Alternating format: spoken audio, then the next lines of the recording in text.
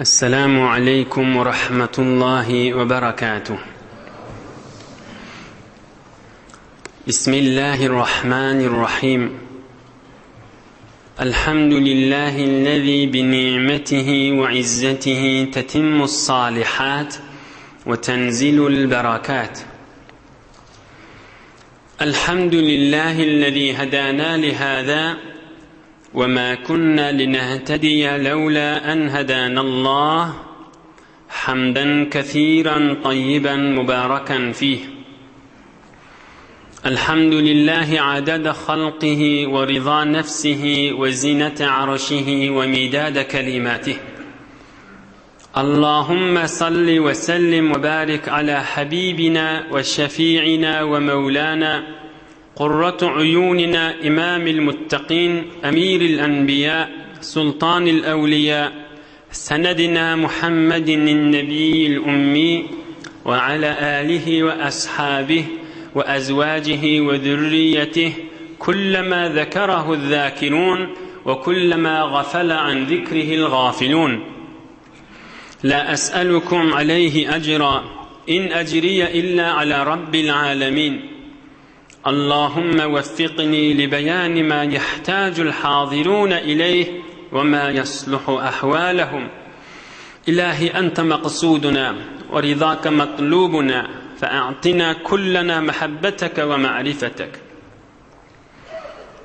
بيك الله تبارك وتعالى همّن طاعت ibadet لنذي صالح أمل لنذي Huda için oturuşuqlarınız ve mehabbetlerinizi dostun elinden tutup ağzı verilik duayı hayırlarınızı lütfu keremi bilen kabul edip de hemmenize ilun içeriğiniz, dost yarınız, kavmi hişiniz, enatağınız, oğul gıydınız, dünya ve ahir saadet gününmek yüze aklık besin inşallah.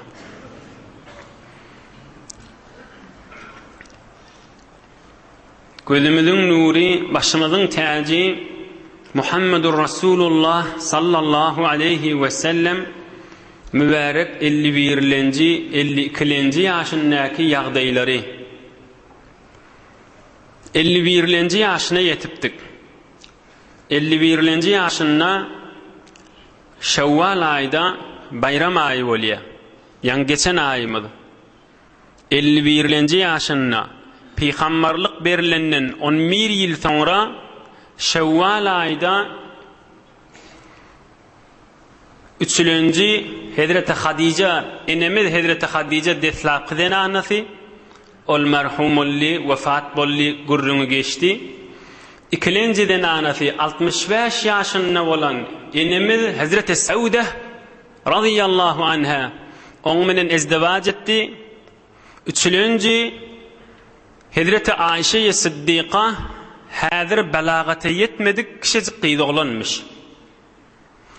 Peygamberimizin tamam zinanalarının arasında hem zinanaları dul zinanamış birce Hazreti Ayşe Sıddika ol qıydı olan vaxtında balgı olmaqa Resulullah sallallahu aleyhi ve sellem haber ettiye. Arapların arasında da qavqulağasın. Arapların arasında bir barnaba varmış. Bir nefer bilen doğun moluşsan, dostluk, qat mehabbet köfelip doğun moluşsan, şol hakiki enatası bir doğun yali hesap ediliyenmiş. Hatta şu doğundan irs aliyenmiş. Biri-birinin namahrem hesap etyenmişle, biri-birinin qıydını alıp bilmeyen hesap etyenmiştikle. Peygamberimiz bilen Ebu Bekir Sıddık radıyallahu anh doğun boluşan hilinmiştik. Oğlulluktan. Oham Hazreti Ebu Bekir Sıddık aydıptır, ya Resulallah ikimiz doğun deyiptir. Men qıydım sana bolyam deyiptir. Oham Peygamberimiz aydıptır, ey Ebu Bekir, bizim ikimiz iman doğunu, din doğunu. Ol berde doğun boluşanın bilenne namehremlik yürüymeye önkönkiçiliktir on bilen deyiptir. Beherhal Hazreti Ayşe Sıddika enemiz Peygamberimizin bir iki zinanasy ki qyz wagtynda peýgamberimiz şoň bilen izdiwaj edýär. Başga peýgamberimizin zinanalary biz mümin musulmanlaryň eneleri tamam dul zinana wagtynda peýgamberimiz izdiwaj edýär. Hazreti Aişe Siddiqa peýgamberimiz dünýeden geçenden soňra 48 ýyllar gezýär. Ýeriň ýüzünde diri ýaşap gezýär. Peýgamberimiz wefat bolandan soňram da 48 ýyllap barmışdy. Uluqan hikmet, uluqan sir, uluqan bernama bir Resulullah sallallahu aleyhi ve sellem bir Hazreti Aişe bilen izdiwaj etmekde şoň üstünde. Peýgamberimiz dünýeden geçenden 48 ýyl geçýänçe Resulullah'dan öwrenen ilmini ozolle Ebu Bekir Siddiq'in gyýdy dawa iman öýünne oglulukdan iman nämedigini düşünen gyýdy oglanmalansaň Peýgamberimizin de zinanasy bolup da ýaşansaň Resulullah'dan soňram 48 ýyllap halkyň soragyna jogap berip hatta Ebu Bekir Siddiq ýaly hatta Umar Faruq ýaly uluqan sahabalar bir näçe agyr meseleleri hal etip bilmesele Hazreti Aişaň ýanyna gelenlerine Hazreti Aişe jogap berip görýärmişdik. Dagyk Qur'an-ı Kerimden ya Resulullah sallallahu aleyhi ve sellemin birin jogaplaryny men eşitdim, özüm ýanyna badym, şeýle ýagdaýla boldy diýip jogap bererdi diýär. Biz uluqan Hazreti Aişe bilen izdiwaj etmeginiň hikmeti şemiş, kişijik wagtynda izdiwaj etipdir. Ta peýgamberimiň öz zinanasy yarım qarn 50 ýyl golay Resulullah'dan soňram inni köljekleri Resulullah'ın ilmini ýetirip durur ýaly.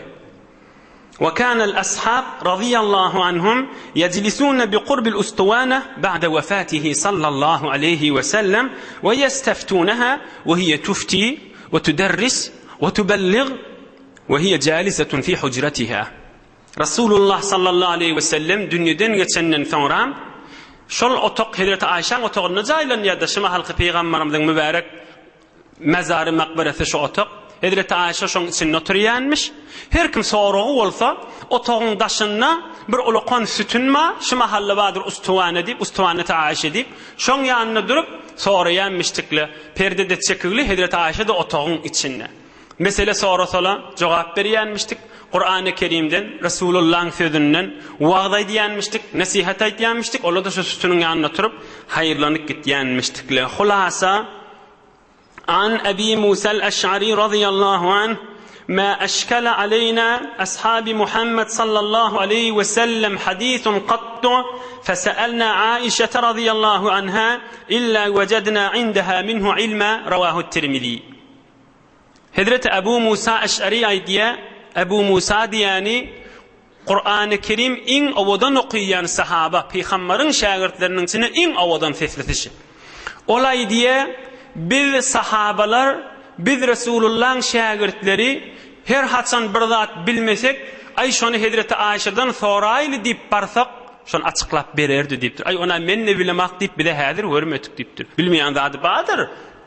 Ýöne biz baramyzda diýipdir, her näme sorasak, bilmeýän müşkillerimizi hal etip göbererdi diýipdir. Indi hulasa 3-nji Resulullah sallallahu aleyhi ve sellemin izdiwaj eden zinanasy qyz oglan wagtynda bütün mümin musulmanlaryň enesi bolan Hazreti Aişe Siddiqa häzir ýöne öýüne getirmeýe, öýüne Medine-i Munawwara barandan 3 ýyl soňra Hazreti Aişe balga bolandan soňra öýüne getirýärdi. On gurrundan päg Allah koklasa öwlerde inşallah gelir. Geleýin Resulullah sallallahu aleyhi ve sellemin taifalary, qabilalary dine çağıryan gurrununa mübarek 51-nji ýaşynda. Beni Amir diýen bir taýfaň üstüne barpdyrlar. Onlar Mekke gelýär-de her taýfala.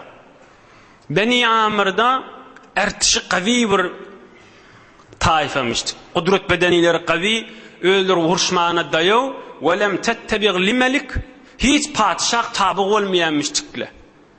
Öz başyna hut muhtar hiç kimi inlemeýäni bir daýaw milletmişdikler. Aham Hazreti Ebu Bekir Siddiq bilen peýgamberimiz ýanky taýfaň üstüne barpdyrlar. Gawj edip gulak asaýlyn uluqan ders bar hemmämide. Oham Peygamberimiz mübarek ýanlaryna baryp oturup dine çağırıpdyr bulary. Qur'an-ı Kerim okuyup beripdir. Allah Taala bende bolmaga çağırıpdyr.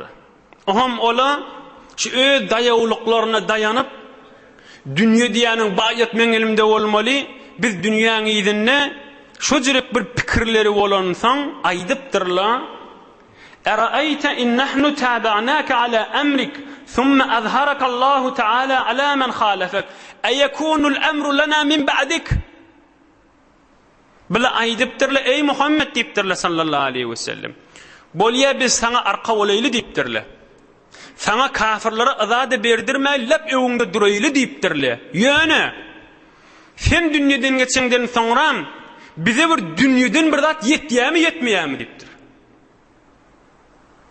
Aya sen dünyadan geçenden sonra patşalyk bir riyaset bize de yetýärmi yetmeýärmi deyipdirle. Peygamberimiz sallallahu aleyhi ve sellem aýdypdyr: "El-emru lillahi taala yada'uhu haythu yasha." Dünýe diýäniň, mal, serwet diýäniň, ýa bir başlyk diýäniň Hudaýyň eline menden soňra falanyýa ýeter diýip, bolmady diniň gurruny iýmeýärsiň aýdýanyňyz diýipdir. Hudaýyň razyçylygy diýip ewesi işmeli. Dünýe ahyr gönülmek diýip ewesi işmeli diýipdir. Onda olan içinde jogap goýsa aýdypdyr: "Senden soňra bize bir patşalyk yetmejek bolsa, dünýe gerekmejek bolsa, näme işimiz bar? Özümiz odoklap, işimiz ýok, bar türde diýipdirler." Şeyittirip dünýe sebepli iman nesip etmedi da. Mun inşallah işte yeni bir peygamberimiz bir taýfaň üstüne barjak, ondan soňra bir qysgaçyk dersin alaýly. Yo dünýede gerek ahim, näme ahim diýip agzyny doldurup iman nesip etmän gowy ütüpdirler. Resulullah'ın özünün mübarek huzurun kavga verttirler. Näme bize dünýe gerek diýipdirler. Dünýe ojrede daram, dünýe gerek ahim diýip iýdi bolýan ýagdaý işi. İnşallah Peygamber köplese işte gurrunly dersin. An Ali'l Murtaza radıyallahu anh لما أمر الله تعالى نبيه صلى الله عليه وسلم أن يعرض نفسه على القبائل خرج وأنا معه وأبو بكر الصديق. Hazreti Ali Murtaza radıyallahu anh aydiye Resulullah sallallahu aleyhi ve sellem menen Ebu Bekir Siddiq bilen çıktık yeni bir taýfaň üstüne. Bula tamam bollandy. İmana girmediler ýanky. Her taýfakda barjak bolanlaryna Hazreti Ali Murtaza aydiye radıyallahu anh deslap Ebu Bekir Siddiq barardy diye näme üçin? Çon odal täzir adam bolansaň Arapların her taýfasynyň nähilligini tanıyanmış. Qılıklaryny, ahlaklaryny, mağrurmy, pespälmi, bizatlaryny bilýänmiş. Fataqaddama Abu Bakr fesellem. Hazreti Ali aýdy, men menen Rasulullah ýygyňrakda durduk. Abu Bakr Siddiq öwe baryp olara salam berdi. Olar da aleyk diýdi, geliberiň diýdi. Oham Hazreti Abu Bakr Siddiq aýtdy, kim bolýaňyz siz diýdi. Olar da aýtdy, biz Beni Şeyban falan taýfadan. Onna Ebu Bekir Siddiq izini vakıp Resulullah sallallahu aleyhi ve selleme aydıptır: "Ya Resulallah, bir tayfa avrayli, heyvur heysiyetli, qatıvır sengin, başka Araplan arasında hormatlı tayfa deyiptir. Önkü tayfa bir ertişgavi, urşmana dayav millet bolmağı bilen, ama bir tayfa var, heyvur avrayli, düşümli, akıllı bir bölükdenmiş. Oham bilan içinde de bir taýfa gatyp ders almaly görürüňmi?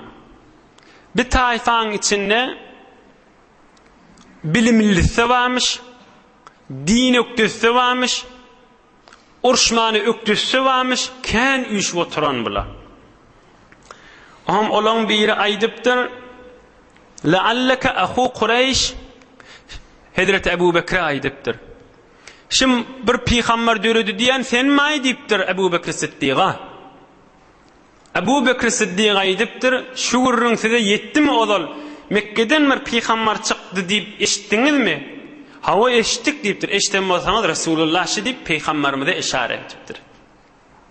Aham peygamberimiz sallallahu aleyhi ve sellem ewesi üçdi diye Hazreti Ali Murtaza radıyallahu anh şu gurruna aýdy. Aham olon için heyur awadan kepleyeni, suhanguşi kepleyeni keplep başlaptır. İlâ mâ ted'u ya ahâ Kureyş. Gurrunun näme ey doganım Kureyş tayfadan, gurrunun näme çağıryan sen dipdir. Onu olaydipdir Peygamberimiz sallallahu aleyhi ve sellem aydipdir. Men beyik subhanu kuddus olan Allah Taala bende olmalı. Ve men neşon iyi veren Rasuli. Men ovam adamları meni tekzip ettiler, meni maskara ettiler, getiren ayatıma inanmadılar, bana arka olmadılar. Sizden isteyen zat Hudaya bende olmalı ve men Peygamber'e de inanmalı ve arka olmalı şuna aytyanipdir. Yöne vallahu huvel ganiyyul hamid. Huday bay ve Hudayı hemmede tesbih edip hamd ediyor ki Huday size mehtaç da değerliptir onu aytıp koyuptur. Aham ol in awadan kepleyen yine aydıptır başka näme gurrunma ayt diptir. İnni Rasulullah sallallahu aleyhi ve sellem Hudayın buyruğundan Kur'an-ı Kerim okuyuptur. Bir neçe ayetler okuyup duruptur aham. Aham yankı aydıptır. فوالله ما هذا من كلام أهل الأرض ولو كان من كلامهم لا عرفناه دعوت والله إلى مكارم الأخلاق ومحاسن الأعمال. Ey Kureyş tayfasından niptir. Sen bir kefin adamın kefe değerliptir. Mana men billim diptir. Ata adamın kefini mengden aksen ki diptir. Yani adamın gücünden ulu gurrun diýdigi, kudret gurrun diýdigi, muciz kelam diýdigi. Adamın kefi olsa qoşqa mengdeş bolsa men ne biljek şonu diptir. Sen aýtýan kefine ulu qon gurrun diptir. Qawy ahlaga çağıryan, qawy amale salihe çağıryan yöne men häzir nazar berip biljek däl diptir. Falany sen näme diýen dip başga da bir ýaşuly barmyşdyk şoňa işaret etipdir. Yöne aýdýan gurrun qawy gurrun dipdir. Oham ol ikilenji kepläpdir. قد سمعت مقالتك وصدقت قولك. Sen aýdýan gurrunlaňa eşitdim dipdir. Heýwer aýtýan kefingde kabul edýän dipdir. Yöne beýin rahaty kabul etjek däl dipdir. Sen häzir git bizle gider, oturşar, pikirlenşer, göreýli nähilli bolýar dipdir.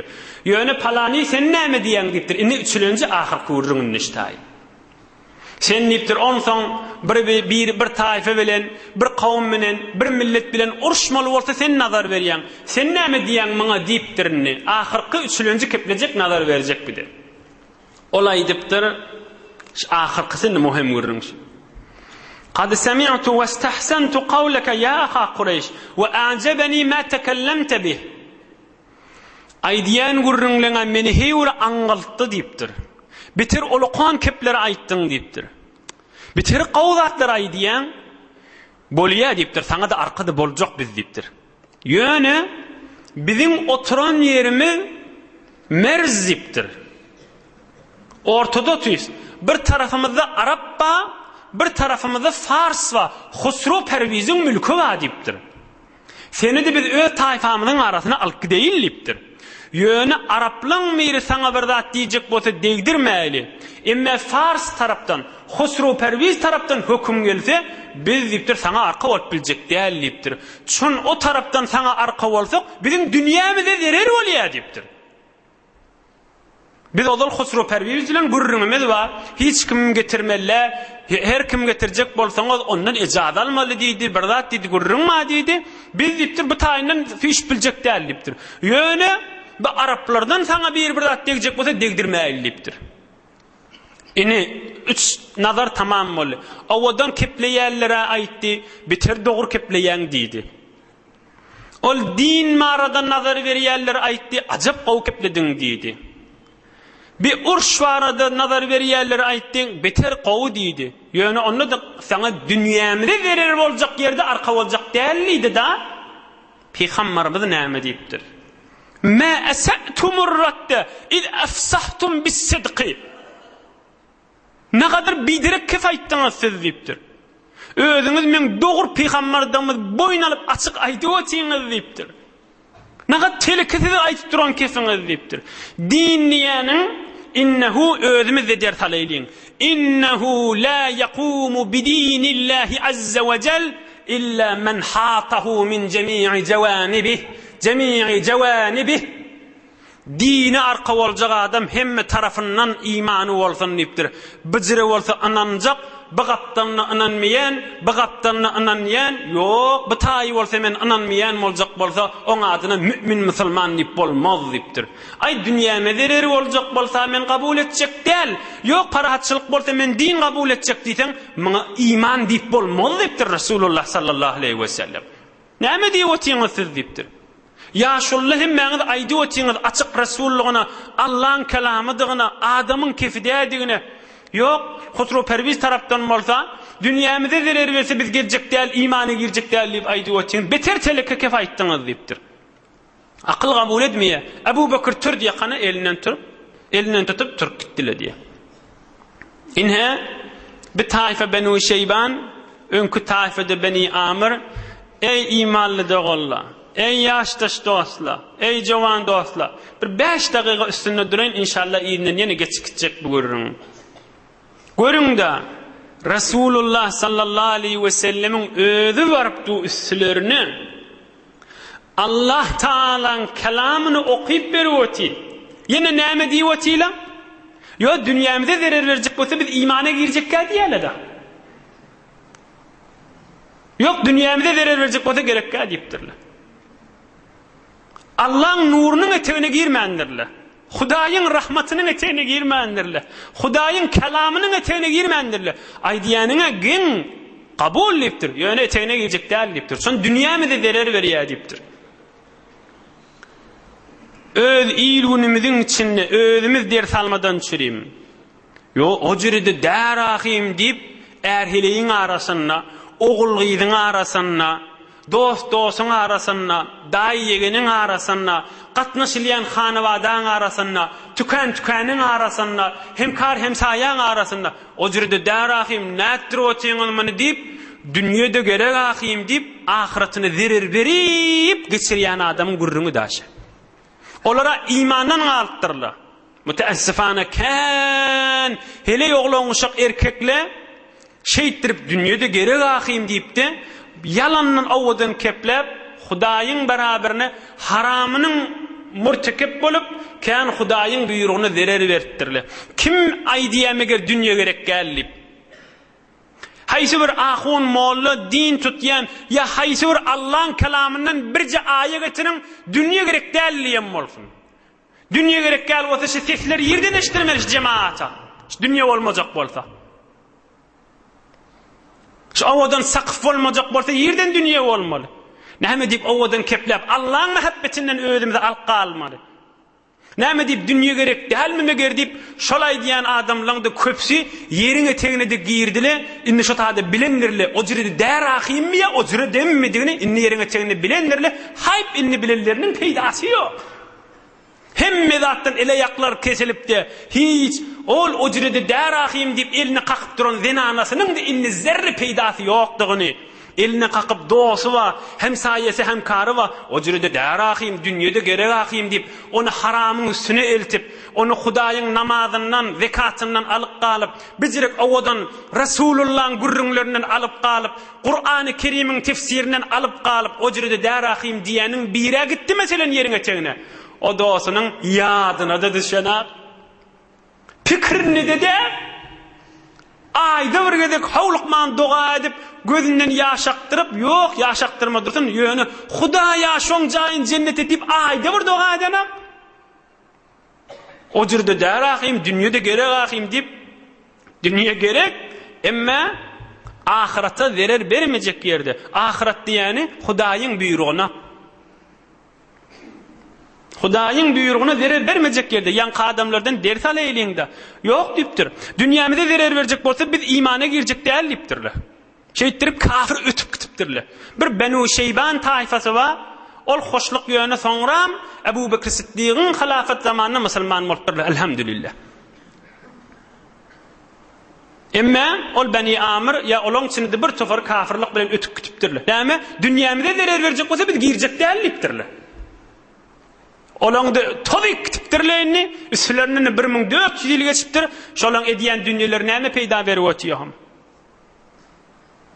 Bir neçäni şalyk bilen şad edip, şehriyar diýip, alem içire ad edip, ajalyň elinden bir gün dad edip, giderler barysy galan bolmaz. Mahtumul İşan aýdýar. Bir neçäni şalyk bilen şad edip, şehriyar diýip, alem içire ad edip, ajalyň elinden bir gün dad edip, giderler barysy galan bolmaz. Hom ýeriňe tegenerine bararyny biljek ol. O jerde därahim diýip onu aýtmalymışdykmy, aýtmalymışdykmy? Şo barýan ýerinden çürimde amal gerekmi, gerek dälligini şo taýda biljek. Ýöne haýp onu bileniň peýdasy ýokda. Tamam bolýar fursat. Allah'ın beren wagty, müddet kes goýan wagty tamam bolýar. Biz hulasy kelam dünyamyzy zerer berjekmiş diýipdi. Hudaýyň halal eden zadyny ep bermek we dünyamyzy zerer berjekmişdik diýipdi. Hudaýyň haramyna barmak görnüp duran dünýä we ahyr zerer çekmekdir. Üçüncüsü de şo wurrun ýöne bir akyl wurrun aýdyn manna. Oham inşallah yeni gurrun ýygyny alyp gideýli. Hulasasy şu, ey jowan dostlar, ikimiz bir gowy ders alayly. Gözde şu wurrun gulagas. Şu dünýä geçelgemi, duralgamy? Geçelge. Duralga däl. Häzir eşdemdak bir adam durupdyr diýip. Başarsak güýjümiz bolsa erti şandan getirmäýin. Duraýlyň, daňymyzy atarmaýlyň. Akylly danışmantly, zeriň adamlar, ahun, molla, ewliya, doga edýän, aglaýlyň, ýalbaraýlyň. Başarsak erti daňymyzy atarmaýlyň da hiç başarmaz. Ewa gaşyn barýasta dünýä geçelge. Emma ahiret näme? Baralga. Baralgan gamyny kärrek ýeýliň ta inke geçelgeden. Ey kepläp duran ödüňde gamyny, baralga ýeriň gamyny. Ene şu akyl sadece kepşi.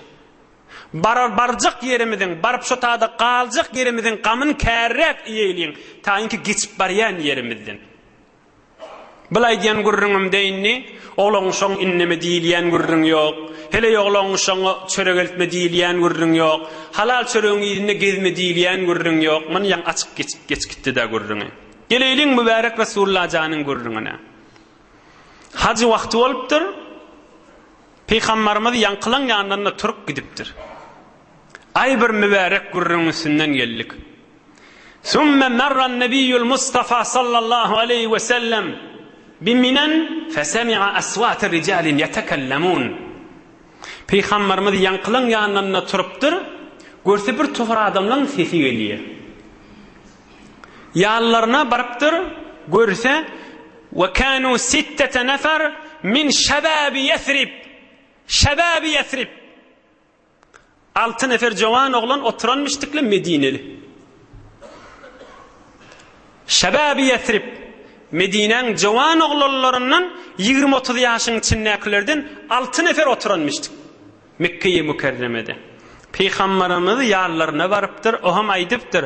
Ijazamy ýanyňyzda otursam size bireme gurrun aýtsam diýipdir. Ola da hawa gelipdirler. Peýgamberimiziň 51-nji ýaşynda peýgamberlik berilenden 11 ýyl soňra. Oham peýgamberimiz aralaryna oturup Allah Taala'nın buyruklarını yetirip Kur'an-ı Kerim okuyup menni Resulullah deyipdir. İnnal 6 däne jowan oglanyň aýtjak gurrunun gör. Öňkü qarrlaň aýdan kefini özde ýaşuly höýt men aýdan molmolly ýerleri inni 6 däne jowan oglanyň aýdýan gurrunun özde. Faqala ba'duhum li ba'din ta'lamuna wallahi ya qawmi innehu lan-nabiyyul lezî tawa'adakum bihi yahud fela tasbiqannakum ileyh فأسرعوا إلى إجابته وأسلموا هناك. Berekallah, maşallah. Altısı birini deyipdirler. Ey dostlar deyipdirler. Ol Medine'de Yahudilerin ulamaları aydiyadi. Batımlıkta Mekke'den bir Muhammed peygamber turacak deyip şu peygamber haşi deyipdirler. Gelin Yahudilerden önce özümüz Müslüman molaylı. Bolya deyip altıcıkta bir hıtmattan ne diysen bir amada deyipdirler. Allah razı olsun Allah'lardan. 6 jowan oglan bolup mert bolup Resulullah'a unudurup kelime-i şehadet aýdyp mümin Müslüman sahaba bolupdyrlar. Başlıkları Esad radıyallahu anhum, Cabir ibn Abdullah radıyallahu anhum ve başka 4 tane yoldaşlar. Evvelin Medine'ye Münevvere'den 6 tane cevan oğlan, 6 tane cevan oğlan min şebabi Yesrib. Ey cevan dost, ey mümin, ey Müslüman, ikimizin vurrunumuz ha. 6 tane cevan oğlan evvelin Medine'ye Münevvere'den uyuşup Müslüman olup Resulullah sallallahu aleyhi ve selleme inni aydan keplerini vedden. Men gurrun şurrun kamil bolýança dersine giyirmerin ýaşaja gulagasyn. Bula bir akıllı vurrun, akıllı oglanmışdykla. Müslüman bolupdyrlar. İman kelimesini aýdyp da aham peýgamberimize bir kep aýdypdyrlar. Ya Resulallah, biz Medine'nin adı İslam'dan önçak neyme? Yesrib. Yesrib Medine diyayli. Peygamberimiz inde melek Yesrib diýmen, Medine diýin diýipdir. Medine diýdi, Resulullah'ın şehri diýdi.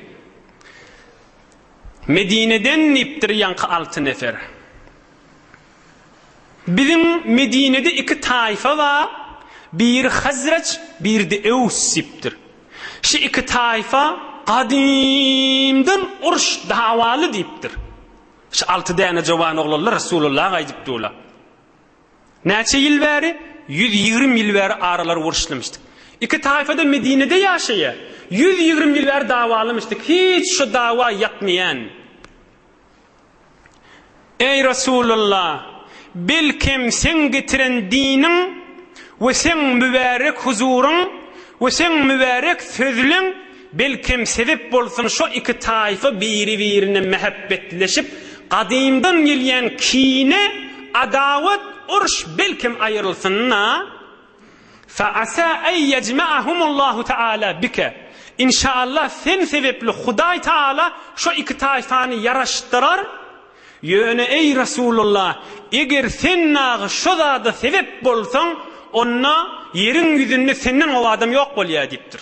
Son hiç bir bolcuk zat dälipdir. 120 yıl ver davalı urşly 2 taifa diýipdir. Müslüman bolupdyrlar. 6 nefer peýgamberimiz bilen hoşlaşyp da Medine'ye gaşyn ograpdyrlar. İzin ola gassana. Ders alsana. وَلَمَّا رَجَعَ هَؤُلَاءِ إِلَى الْمَدِينَةِ الْمُنَوَّرَةِ حَمَلُوا إِلَيْهَا رِسَالَةَ الْإِسْلَامِ حَتَّى لَمْ تَبْقَ دَارٌ مِنْ دُورِ الْمَدِينَةِ الْمُنَوَّرَةِ إِلَّا وَفِيهَا ذِكْرُ رَسُولِ اللّٰهِ صَلَّى اللّٰهُ عَلَيْهِ وَسَلَّمْ. 6 olup Medine barallarından ay cemaat boşluk Muhammed Peygamber çıkıptır deyip barıp tamam Medine haber yetiripdirli. Bir forum barıp Resulullah sallallahu aleyhi ve sellemin gurrunu yetiripdirli. Medine-i Münevvere'de her öyün içinde çay soğunmasında Muhammed Peygamber'in gurrunu varıptır da. Ay berekellah bu 6 neferin işini görsene. 6 nefer Müslüman olupdur cevan oğlallah. Peygamberimiz bilen hoşlaşıp Medine'ye varıptırlar. Barıp Medine'de bir ovadan tebliğ din edipdirler. Her öyün içinde heley oğlan uşak erkek heley gurrun Resulullah'ın gurrunu diýär da. Şu ahir zaman Peygamber çıkıptır Mekke'de. Ahir zaman Peygamber çıkıptır. Hol Muhammed Resulullah Yahudilerin ulamalarının aydiyan Peygamber çıkıptır deyip gurrun şu diye. Aham innikil olupdur. Hac vaktinde gelýärli da. İnnikil ve fil mevsimit tali. Peygamberimizin mübarek yaşı 52-nji yaşta. 10 nefer bolup gelipdirler.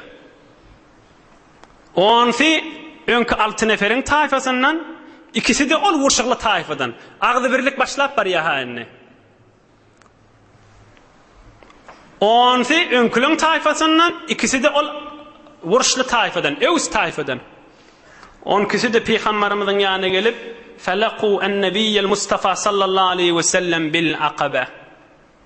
Hacda daş atılyan yerde Peygamberimize sataşıpdırlar. Minade Mekke-i Mükerreme'nin yanına Minade daş atılyan yerde Resulullah sataşıpdırlar. İnni 10 nefer olup. Ya Resulallah biz amada deyipdirler. 10 kişi de. Peygamberimiz näme diýipdir? Beýat etjek miňiz diýipdir. Gol berjek miňiz diýipdir. Ahd etjek miňiz diýipdir. Maňa arka bolarny boyun berjek miňiz diýipdir. Berjek diýipdirler. Taala on kiňizi bärik süýşüň diýipdir. On kisini mübarek huzuruna getirip, on kisini de mübarek ellerinden tutup, Peygamberimiz sallallahu aleyhi ve sellem aýdypdyr. Bäyi'uni ala alla tushriku billahi azza ve celle ve la tasraqu ve la taznu ve la taqtulu awladakum ve la ta'tu bi buhtanin taftarunahu bayna aydikum ve arjulikum ve la ta'suni fi ma'ruf. Ey Medine'nin jawan oglallary, gol berdiňiz diýipdir. Beýat etdiňiz diýipdir. Beýik Allah Taala başga Hudaý getirmez. Fakat bir Allah Taala bendigi eder diýip bir. İkincisi, ogurluk etmez diýip. Üçüncisi, hele erkek haram irtibat açmar, zina edmez diýip. Muňa da gol beripdirler. Dördüncisi, ewladymyz öldürmez diýip. Araplan qadim jahiliyet zamanına yerin yüzünde kan bolýanmışdy. Oğul ýygyny öldürkö berýänmişdikler. Gerek wagtda oğul ýygyny berkö berýänmişdikler. On etmellerlipdir. Beşincisi, hele erkek heleğin arasında ya başa uluqan gurrunlun içinde uluqan töhmetlere göwresindek çağı barada yalandan töhmet turuşmellerlipdir. Altıncısı, ve la ta'suni fi ma'ruf. Din gurrunna men peygamber bir zat aýsam, şondan çykmaly dällipdir. On kişi de baş üstüne deyip, kol verip, hükmen gaýym durar deyip, ahd edip, wa'd edip, boýnalyp gidipdirler.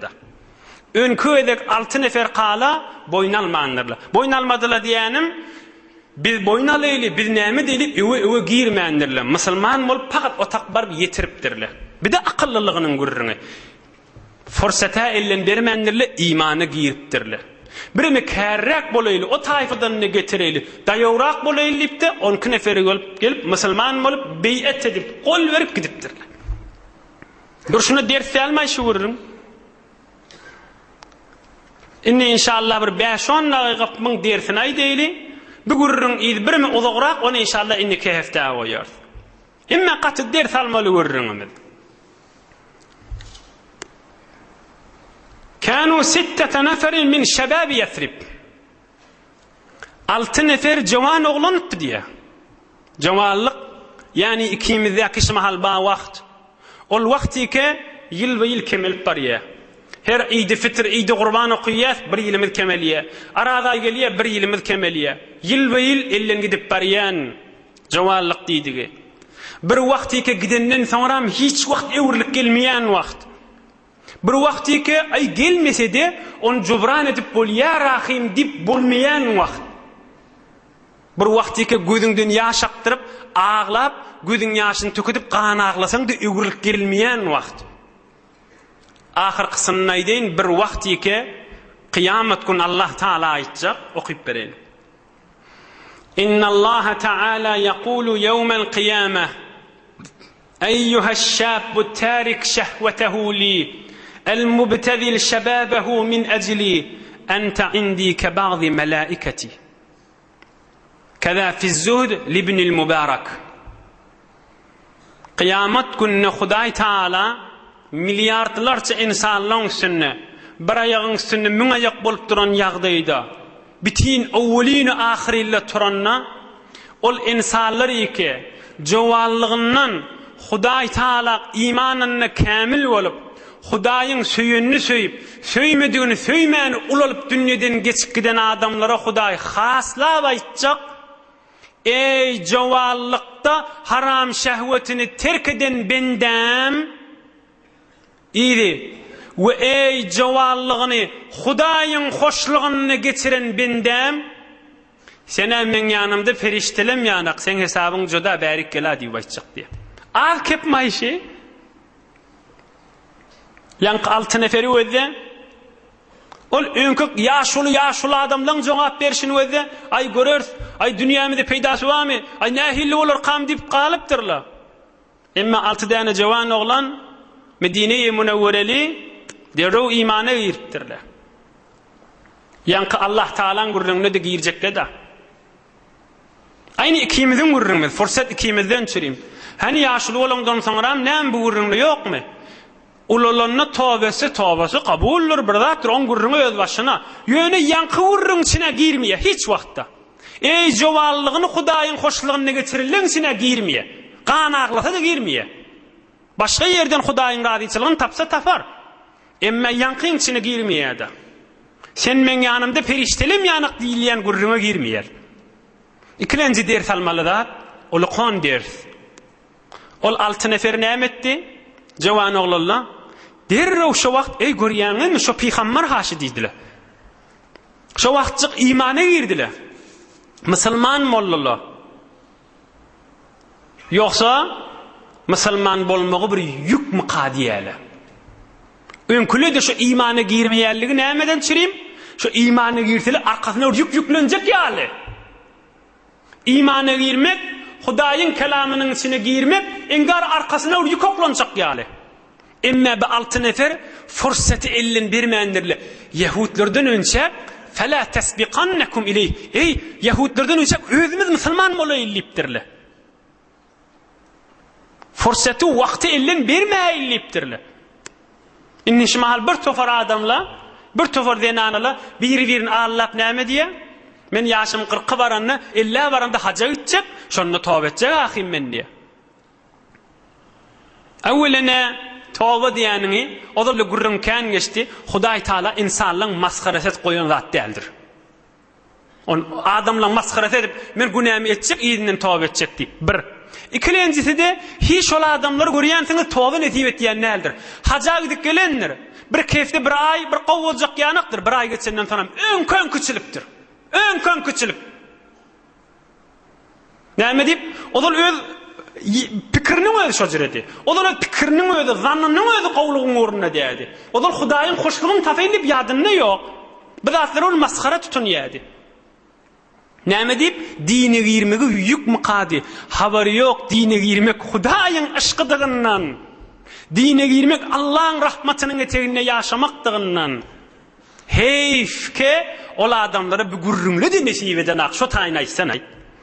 Kaşki şu gurrunlu de ur nesip edip Rasulullah'ın sahabalarının gurrunu nesip edip ey men dert alayın şu gurrun denip kaş şu gurrunları da ur eştan bolsa da bu gurrunu de nesip eden habis bir batılları habis fikirlerinin bir şuumluğu sebepli. Hudaý saklasın o ýagdaýdan. Hudaý saklasın. Fikirlerinin öz ýagdaýlarynyň ýaşaýyşynyň öz şojure bolansaň bu gurrunlardan ne bidarlar bar näme diýip bu gurruna girseler arkalaryna yük yüklenjek ýaly. Habary ýok bu gurrunlaryň içine girse Rasulullah'ın gujogynyň içine girjeginden, Allahyň rahmatynyň içine girjeginden, Hudaýyň nurunyň etegine girjeginden. Ol yükü Hudaý Taala'nın özü men sen arkam diýip duqa yük boljakmy? Ola nygmat, ola bereket. Hulasa yan qoğlalla fırsatı vakti elin vermediler. Bir de hadir yaş vaktimiz. Hadir qarrılan näme diýjegi belli de diýmediler. Gönenmediler maham. Üçüncü ders almaly zatdaý diýdiň oham tamam eder. Üçüncüsü şu 6 neferin gurrunu. 6 diýene jowan oglan musulman bolýardy. Näme sebep boldular? Ulukhan sebep bolan zatlar näme? Ey Peygamberimiz sallallahu aleyhi ve sellem sahabaları bilen Mekke-i Mukerreme'de urulup söwülüp beren yerden göçüp Medine göçüp barmaga sebep bolupdyrlar daş altı. Bilen imanlarynyň bereketini özde, bilen wagtlaryň ellen bermediler, fırsatyn ellen bermediler, jowallygynyň kadryny bildiler. Musulman bolakany Medine baryp şeýle bir Rasul wa diýip şotak eşitdirdiler. Bil ahire inşallah bir küçefteden Allah koklediğinden gurrunlar gelir. Peygamberimizin öz mübarek huzuri sahabaları bilen oğlan uşağı bilen Medine'ye göçüp gitmeye sebep boldu da yankı 6 nefer. Şuna adına näme diýjek oham? Maňa adına iman yankı gurrun. Maňa adına nuru iman diýerler. Maňa adına kuvveti iman diýerler. Yoksa adam fakir ejid ahim. Bir adam näjire Rasulullah'ın Mekke'den Medine'ye göçürtün. Resulullah'ın dünya gelen yeri otayı. Adamın gücü yetmiyor. Emme imanın güýji ýetdi. Maňa adyna näme diýeli? Gudraty iman diýeli. Adamdan ulaqan gurrun ýoksa ol. Peygamberimiz sahabalary bilen Medinäge göçüp gitmege sebep bolmaly. 6 denjek bir jowan joglanlar. Maňa adyna gudraty imany diýeli. Hazreti Mevlana diýe, men çigune huş darem piş pes, çon nebaşet nure yarem hem nefes. Nure u deryumnu yusru tahtu fawq, berseru bergerdenem çon tacı toq. Ey Allah nuru olmasa, nuru iman olmasa men kellem nämäge işlesin diýipdir. Men çigune huş darem piş pes, çon nebaşet nure yarem hem nefes. Nuri u deryumnu yusru tahtu fawq, berseru bergerdenem çon tacı toq. Allah Ta'alan nuri iman üstümde, astımda, kaptalımda, sağımda, solumda taç yanık bolup, tavuk yanık bolup döwrümden aylanyp ötýär diýipdir. Nuri iman diýerler daşy. İman nidigi Hudaý Taala bilen ýaşamak, şuurun aýdyn tamamam. Hudaý Taala bilen ýaşamak, Hudaý bilen dünýeden geçmek, kabrynda da Hudaýyň rahmatyna bolmak, kıyamatda da Hudaý bilen bolmak, cennetde de Hudaýyň rahmaty bilen bolmak, şoňa adyna iman diýeli. Kafirçilik näme hem? Kafirçilik diýdigi ýaşamda Hudaý gerekkä diýen adamlar, ola kabrda da olara Hudaý ýok, kıyamatda da olara Hudaýyň rahmaty ýok, dowlukda da olara Hudaýyň rahmaty ýok. Maňa adyna kafirçilik diýeli. Inha Allah Taala aýdypdyr Qur'an-ı Kerimde: "Femen şa'a felyu'min we men şa'a felyekfur." Açyk Qur'an-ı Kerim diýipdir. Halasan imana girersin, halasan kafir bolarsyň. Minnet etme ýoluň intihab edaga diýipdir. İmana girersen men nurumda, dünýede we kabrynda we kıyamatda cennetde men menen diýipdir. Emme kafir bolsaň, dünýede de men rahmatym ýok, janyň çykjak bolanda da men rahmatym ýok, kabrynda da ýok, kıyamatynda da ýok, dowlukda da ýokdur men rahmatym diýipdir. Ene bu adyna iman diýeli, o adyna da kafirçilik diýeli. Bile wagtlaryň ellim bermäni, dünýä ahireti gönenip Rasulullah bilen bir ýaşadylar. Rasulullahny götürüp ekidip Medinäde ekitdiler de. Hudaý olardan razy bolup derejelerini bilen dessin inşallah. İnşallah inniki hefte Medine'den kan adamlar musulman bolupdy. Medine'ň adamlary biz amady Rasulullahny getirmege diýerler. Her Allah köpüdünden hizmetinde ýetiberdi inşallah.